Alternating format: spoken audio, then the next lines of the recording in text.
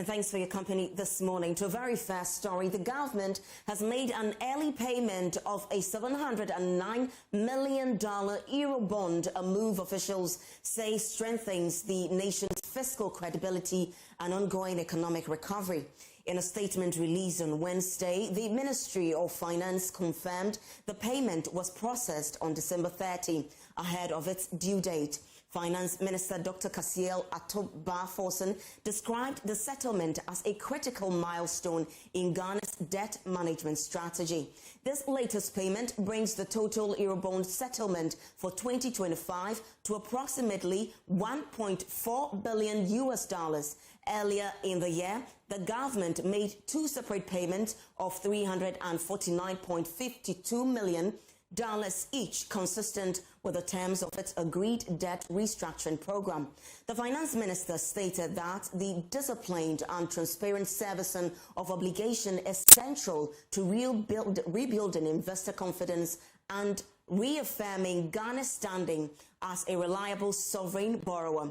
He emphasized that the government remains committed to intensifying reforms in domestic revenue mobilization, public financial management and debt sustainability. The ministry's statement further outlined plans to strengthen fiscal buffers to ensure further debt obligations can be met without compromising financing for national development projects. Now I have with me in studio my colleague Caleb Zeblin for more development on this. Caleb, how does settling $709 billion Eurobond ahead of schedule impact Ghana's debt sustainability? Yes, Sheila. So this year, the government so far has made $1.4 billion in Eurobond payments. And remember, somewhere in 2022, the government defaulted on our external debts, which means we couldn't pay the debts. So that's why we saw the IMF program, and they helped us restructure some of our debts. So after the restructuring of the debts, we came out with payment plans that every year we'll pay a certain amount of money to the restructured debts. That's the external front, so our Eurobonds. And this year, the government was supposed to pay around $700 million. But then today, from the finance ministry, they say they paid an extra $790 million. So this brings the total to $1.4 billion. Now, if you can go to the next slide, you see that next year, the government is supposed to pay about $1.4 billion, so $1.3 billion in the entire year. And then this year, this for 2025, we're supposed to pay around $700 million. So the government this year has exceeded what they are supposed to pay for Eurobond holders. And then the question might be, why is the government paying more this year? Well, if you look at the external front, gold prices are doing very well. So right now, the government has more forex coming in.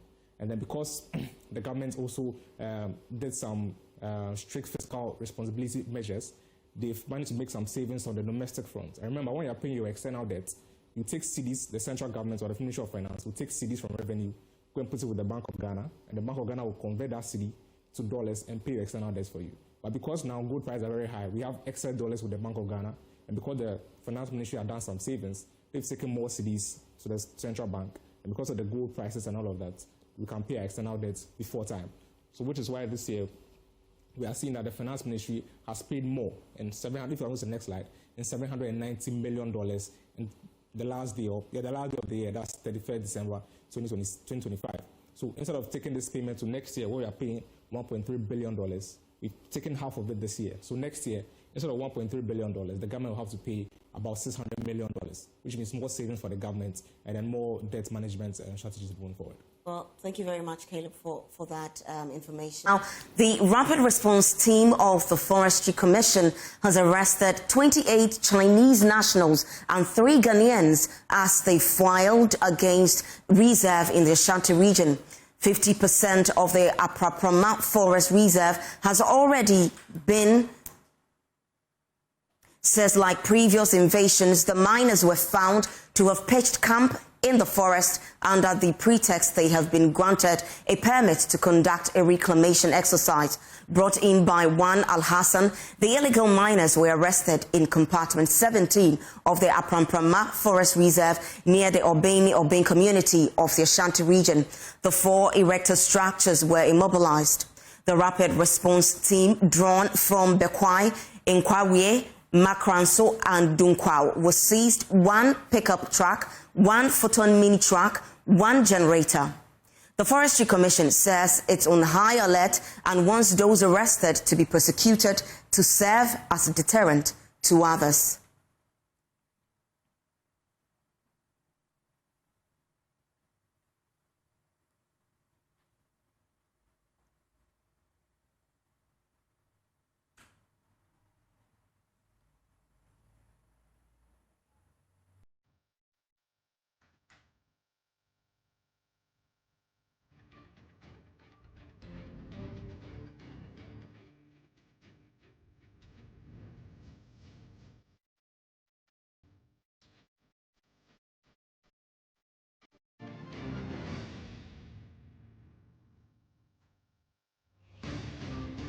Now, the Ghana Revenue Authority, GRA, has confirmed that it will begin the implementation of the value-added tax reforms from 1st January 2026. This follows the passage and subsequent presidential assent given to the VAT Bill 2025. This development marks a significant overhaul to simplify the country's tax system, consolidate laws, abolish the COVID-19 levy, and improve compliance through digitalization in revenue administration.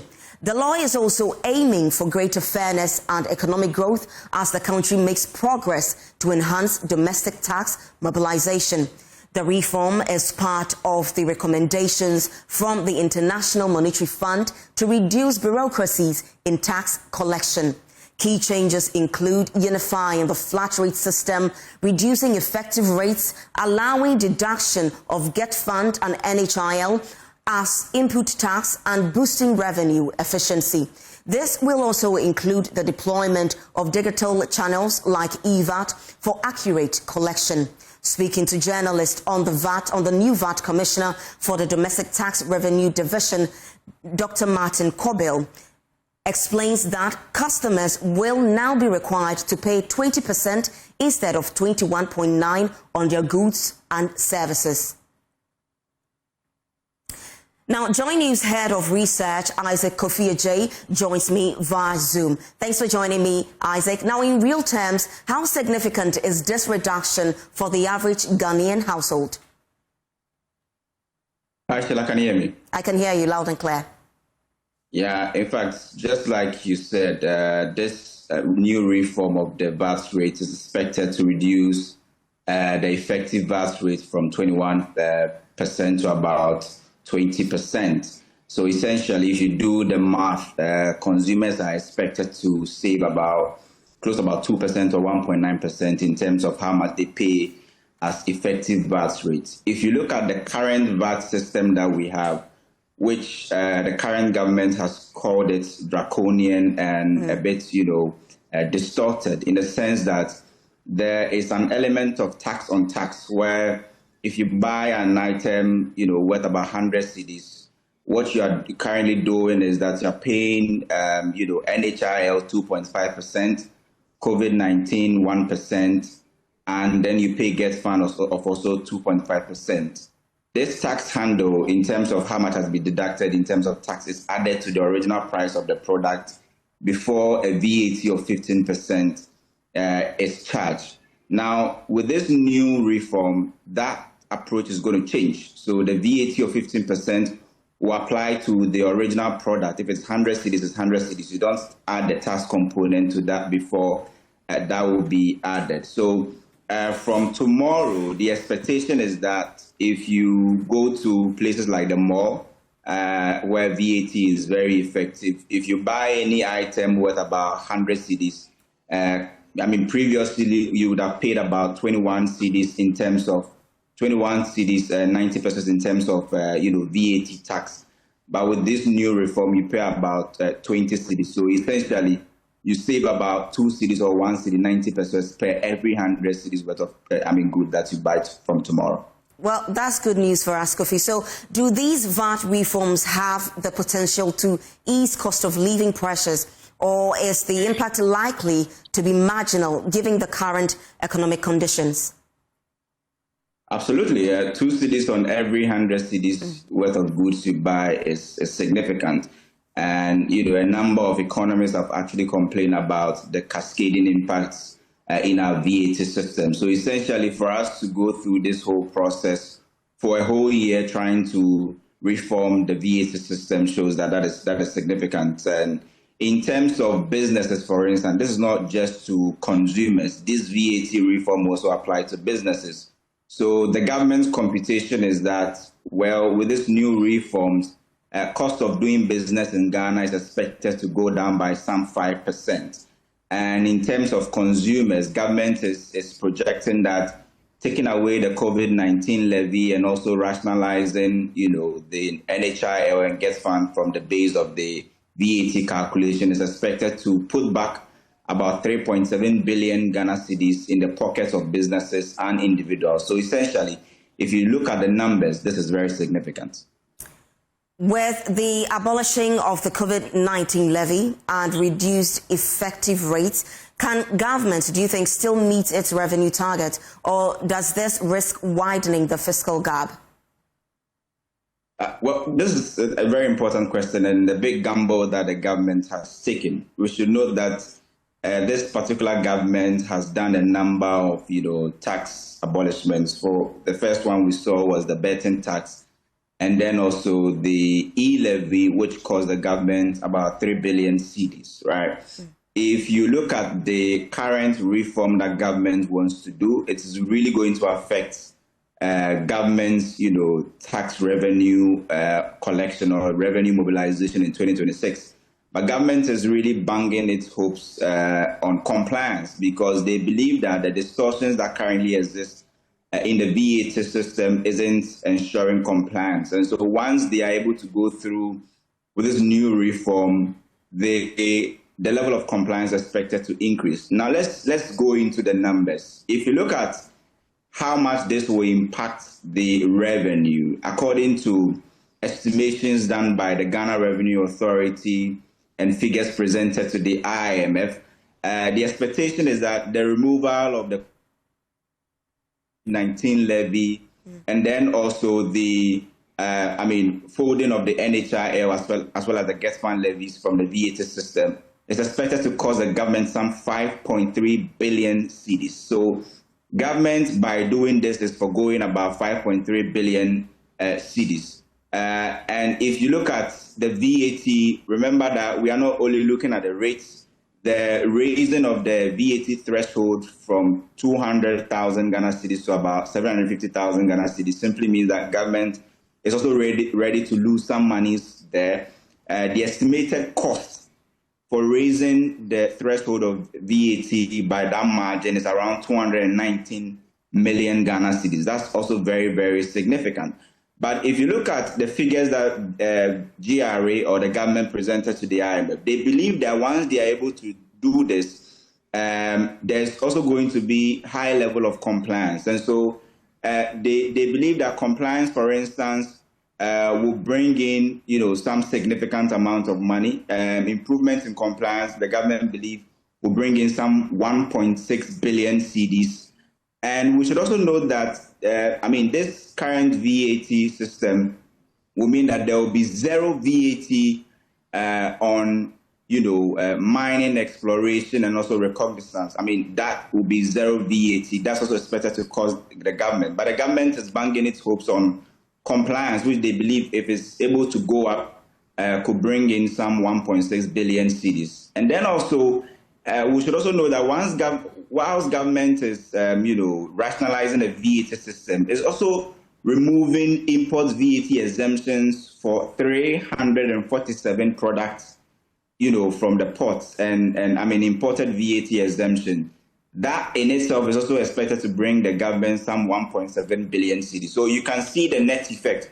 Although government is foregoing huge sums of money in terms of the rationalization they've done, the expectation is that the removal of the VAT exemptions on some imported products and then also improvement in compliance combined is expected to bring the government more than 3.5 billion cedis. So then how effective is the introduction of systems like VAT likely to be improving compliance, especially among SMEs and the informal sector? Well, monitoring is very, very important in terms of the VAT collection. If you look at Ghana's tax revenue each year, the VAT component is is very huge. And if you don't ensure compliance and if you don't ensure tracking and then also recording some of these monies, it's sometimes the government loses a lot of monies. And so the EVAT system, is expected to increase compliance and then also, just like I mentioned, bring in some 1.6 billion. We also have to know that government is targeting VAT some, digital purchases. So if you are buying, items on digital platforms, government is hoping to start VAT those items, and that in itself is also expected to bring in some money. And so with the introduction of the EVA system, which is already there anyway, but the government believes that with the removal of the COVID-19 levy and then also rationalizing the base of the VAT, compliance is expected to increase, and government is hoping to cash in about 1.6 billion from that aspect. Kofi, since the reforms are linked to IMF recommendations, how much policy space does Ghana retain in shaping its tax system to suit local economic realities? Well, I think government has done well with the calculations. And if you look at the IMF figures I'm looking at right now, the net effect is about 158 million Ghana cedis. So government is actually on the winning end, where they've forgone huge components, but this new reforms is expected to also still maintain about 158 million Ghana cedis. So in addition, if you combine the removal plus the exemption, taking away some exemptions, compliance and all of that, government is expected to add about 158 million Ghana cedis to its tax, revenue. And that is why you don't see the IMF complain about this. But it's a big gamble to be, hoping to generate huge amounts of money from compliance, because we've already seen it, where the expectation was that the removal of the e-levy and then the betting tax wasn't expected to really hurt government's revenue in 2025. But the figures we are seeing so far shows how, targeted revenue for 2025 have actually been below what government really expected. And so, well, I think that although you have a positive net of 158 million Ghana cedis, it is still a big gamble for government to be going on the tangent of, compliance and all of that. But one thing I see bringing in a lot of money to government is the removal of the, VAT import exemption of 347, product lines. And the IMF is aware of this. Government has done the math, and the net effect is expected to be about 158 million. So the IMF isn't really worried, because give or take, if you look at what government is doing, the expectation is that this is expected to increase, revenue by some 158 million Ghana cedis. Now, Kofi, let's look beyond 2026. What impact could these VAT reforms have on investment, business confidence, and domestic tax mobilization?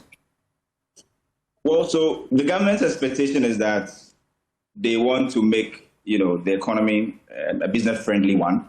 And so they've already done their computations, and the projection is that once government is able to go through this process and is able to bring on board this new exemption starting 1st January, the expectation is that cost of doing business in Ghana is expected to go down by 5%. And for anybody who is hoping to invest in Ghana and do business in Ghana, this is huge.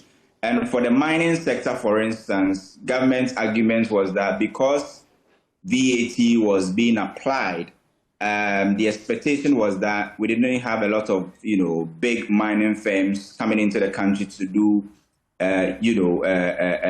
explorations and then also recognizance. And the expectation that once you take away the VAT from that aspect, you're going to have more mining investors coming in. So this is how government is looking at it.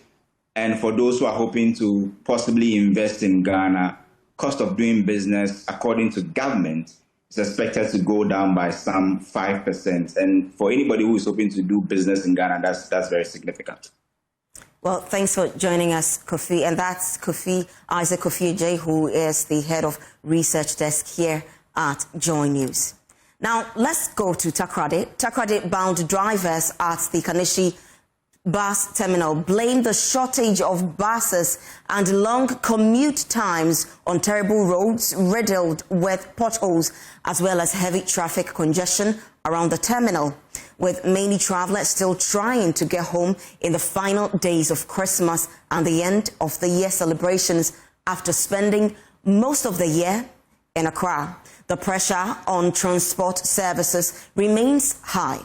There is more in the following report. As the Christmas festivities wind down, Takoradi-bound travelers at the Kanishi bus station are heading home after spending much of the year working in Accra. They return with smiles but also frustration as they endure never-ending queues at the terminal and prepare to endure the longer than usual trip home. So we've closed the day's work, the year and then work, and I have to go and see the family in Takoradi. With the year drawing to a close, I'm heading back to Takoradi from my job in Accra to reunite with my family and share the joy of the festive season together. I'm traveling to Takoradi today. It's my hometown where I reside and run my business. For drivers, this is cash season. Compared to last year, buses are fuller, queues are longer, and trips are coming faster than expected. Compared to last year and even earlier ones, we've seen far more travelers this season, especially around Christmas. Business has boomed this year. Bus terminals are packed, but buses are few. The General Secretary of the Kanishi Takoradi Drivers Association, Pakwesi Roxon, says bad roads are to blame. Long delays, endless return trips, and potholes that sometimes burst tires. This year, we have observed a massive influx of passengers at the station compared to previous years, particularly during this Christmas rush. They are everywhere. Some even sleep over at the terminal if they miss their bus. The Kaswa to Winneba Junction stretch, especially around Liberian Camp, is in terrible shape due to ongoing construction, causing endless headaches.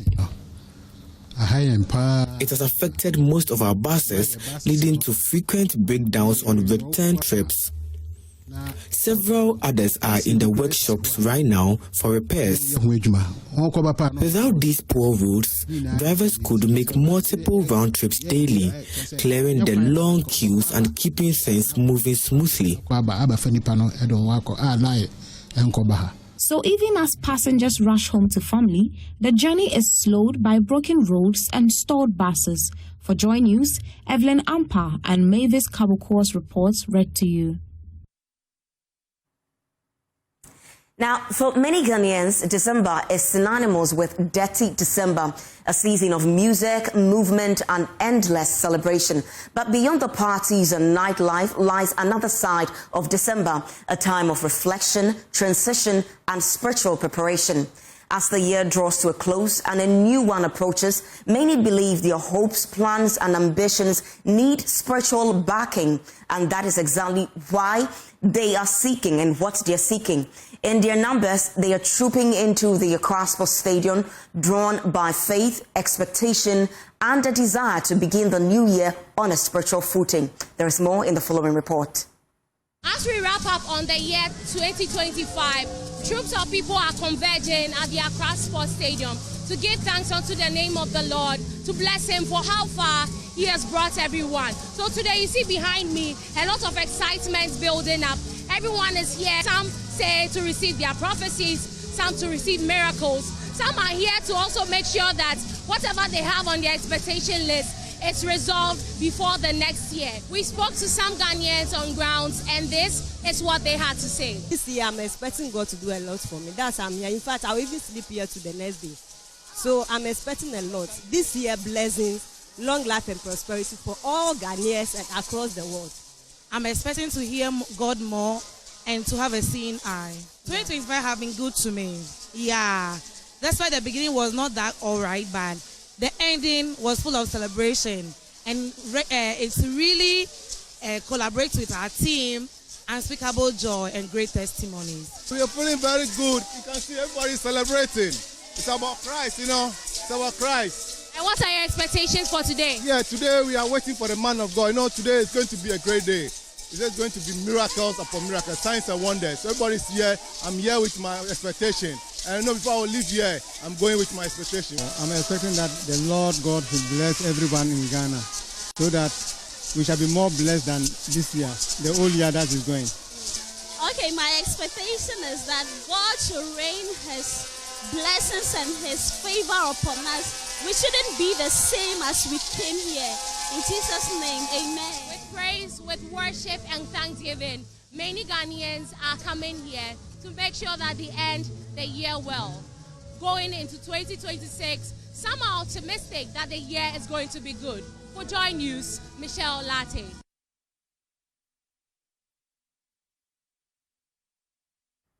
Now, as the nation crosses over into 2026, traders at the Makola market turned the usually busy trading center into a place of praise and thanksgiving, expressing gratitude to the Almighty God for life, protection and sustenance throughout the year. Traders say despite the economic challenges of 2025, they remain resilient and are stepping into the new year with faith and optimism that 2026 will be more prosperous, peaceful and rewarding for their businesses.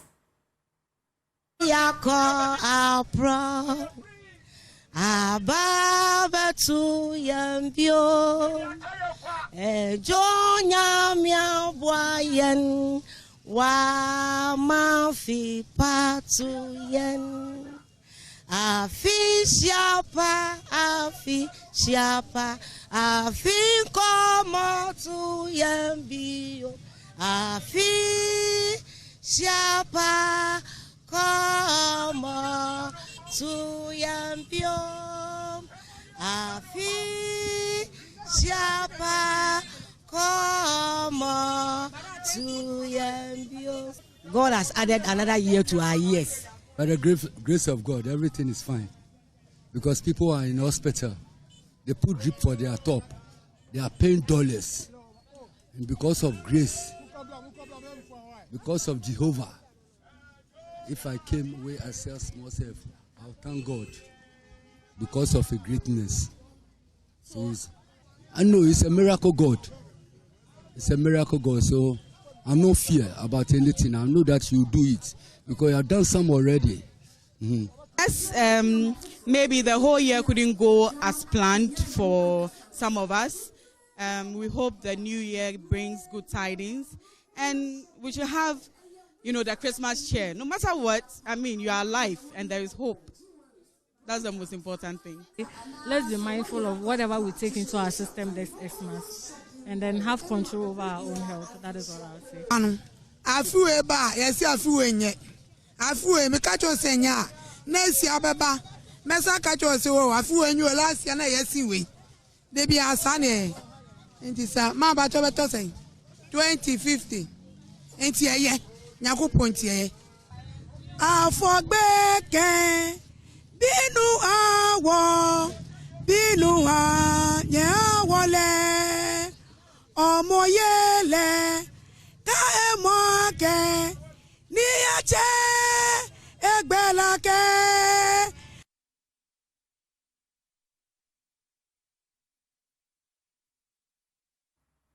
Now, DJ Black, Andy Dusty, Nia Itego, Lexus Bill, and more kept patrons of the 2025 Joy 90s Jam on their feet and fully energized for over 6 unforgettable hours. Now, as we gear up for the 2026 edition of the 90s Jam on Friday, let's relive the excitement. And if you missed it, well, here's what you missed.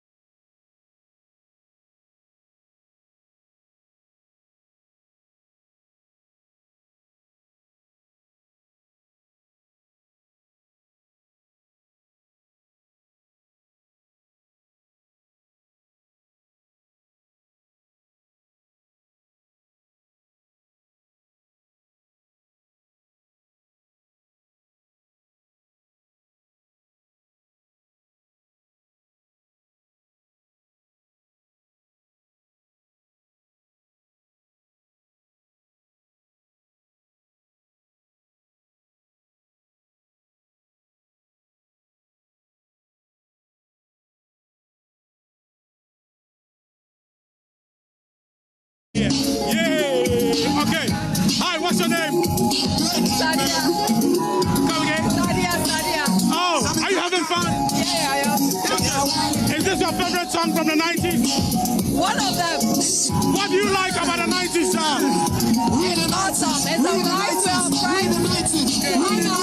And we don't enjoy it at the beginning of the year. 1, 2, 3. And then reminisce the whole time. Okay.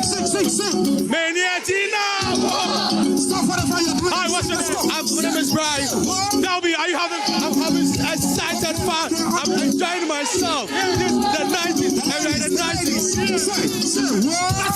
Oh no, Matia. Udaya ne kumyo. Sabi shaswa. Obiarati sawo. Wechi lady wu front. Anwa ne kumyo. Sabi shawicha. Okay.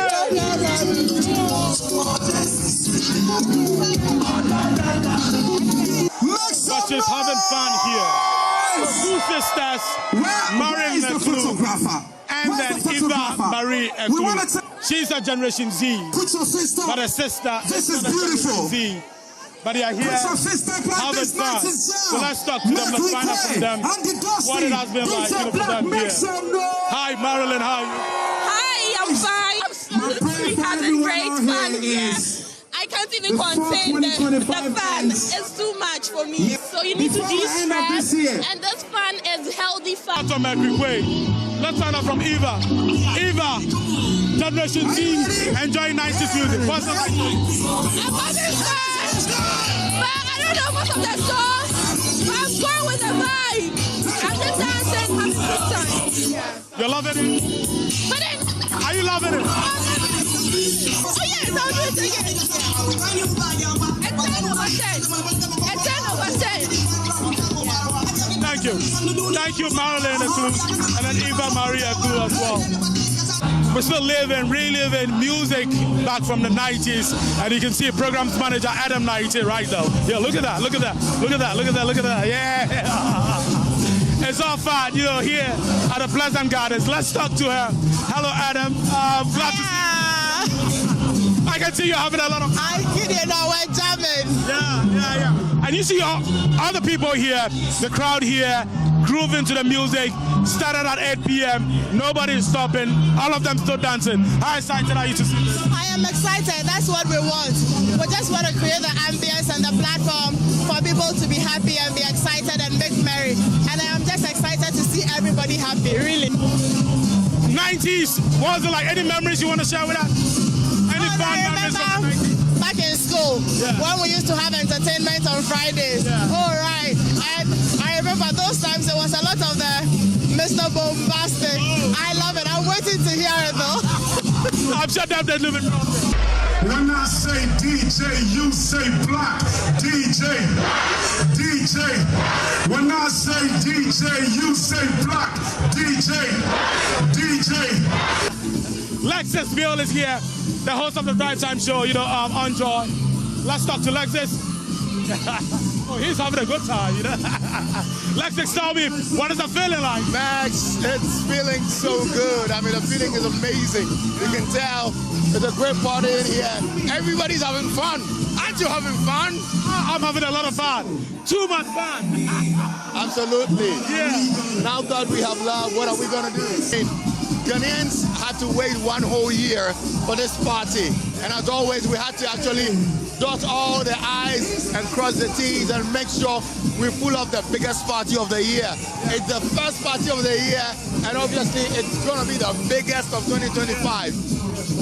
I'm so happy seeing our listeners and our wonderful, discerning viewers also having so much fun. A lot of people have let loose. They are feeling comfortable. They are actually having a good time. And they are going all the way back to the 90s, reminiscing and just, having a good time. Yeah.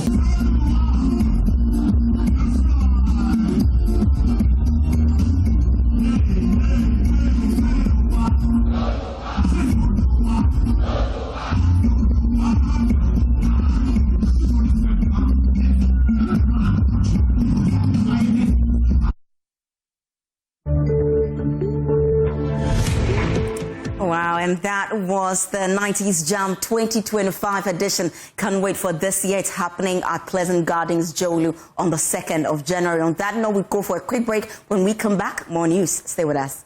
Welcome back. You're still live on JoyNews Desk. Now, over 4,000 widows in the Sisala West District are beaming with lots of smiles ahead of the New Year celebration, following a donation of bags of rice and wax print to them.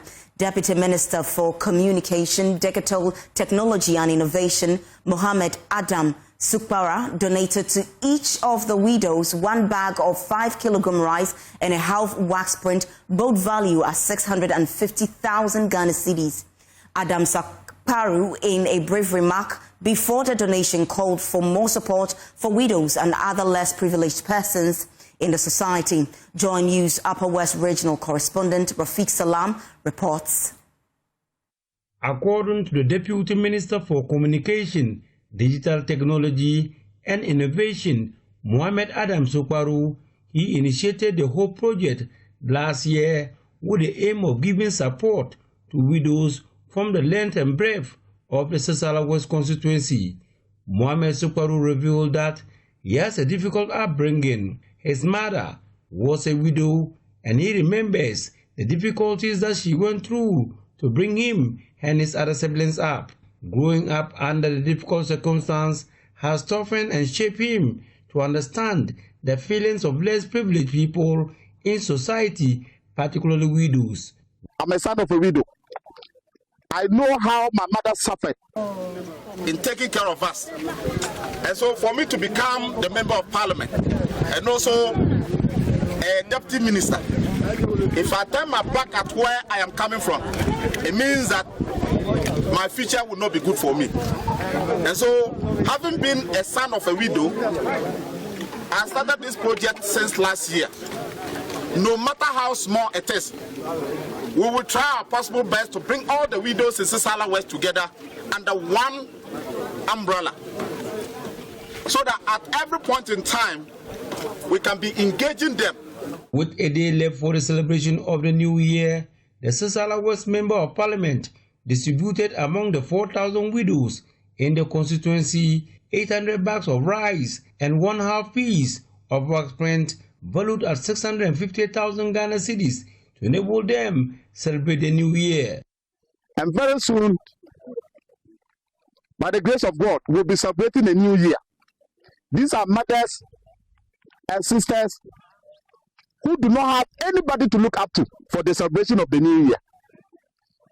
Many of them will be home, very sad, because it is a day that everybody will be celebrating. People will be celebrating with their husbands.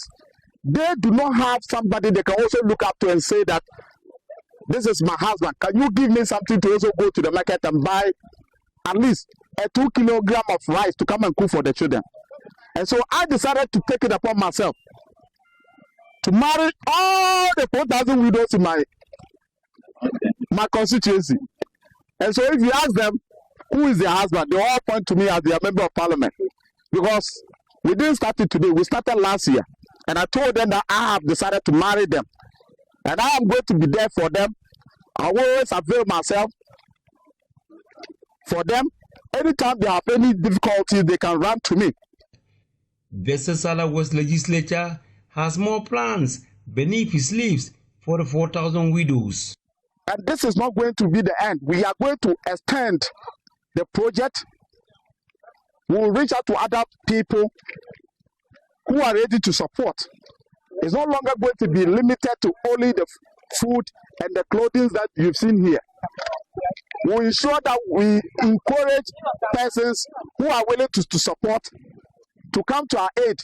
We'll provide them free medical, when I say medical screening. I'll be bringing medical personnel into the district just so they can have access to medical screening, so that those of them that have conditions that can be treated, I will assist them as a member of parliament to treat them, because they also belong to us. They are our mothers, they are our sisters, and just that nature has decided to take their loved ones. And so it is incumbent upon you and I to ensure that we provide them that particular happiness that they are lacking. Some of the beneficiary widows expressed joy and excitement over the donation. Reporting for JoyNews, Rafiq Salam, Bolu. Now let's go to Bono East. In a historic convergence of traditional stools, government authority and media voices, the unveiling of the Bono East chapter of the Ghana Journalists Association in Techiman on Saturday transformed from a ceremonial launch into a foundational dialogue, establishing a rare regional consensus that a free, responsible and balanced press is not a threat but an indispensable partner in development. Anab Sabit has more in this report.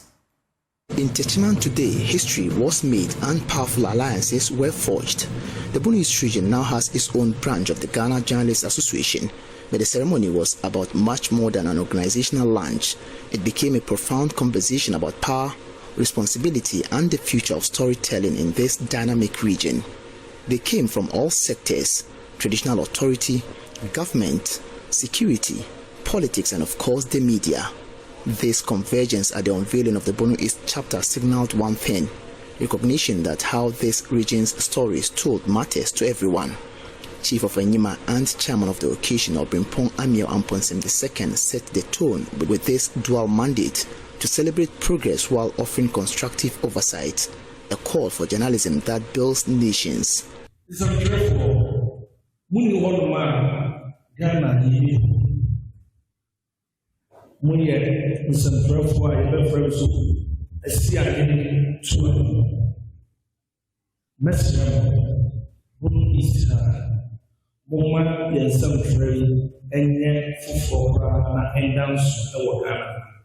National President of the GJA, Albert Kobna Jomfo, on his part, noted that the GJA will fight against any individual or group that threatens the freedom and safety of journalists, adding that this new chapter must be a beacon of fearless ethical reporting.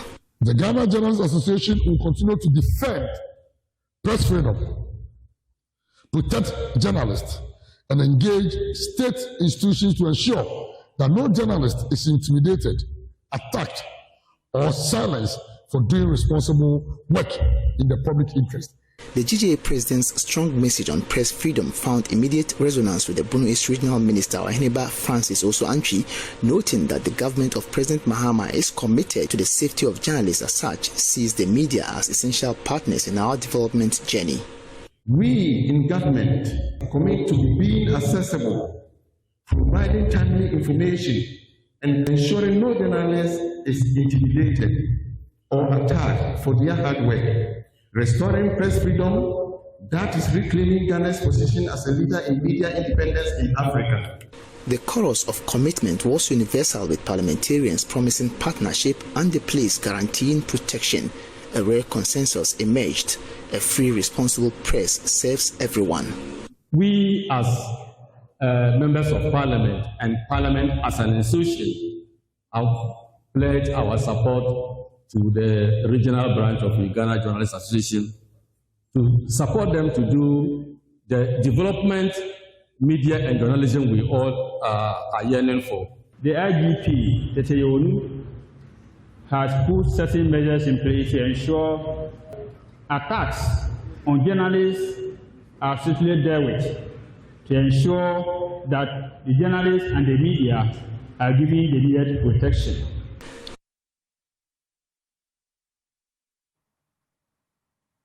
Well, that's how we wrap up JoyNews Desk with me, Sheila Sechi. For more news, log on to myjoyonline.com. Have a good morning.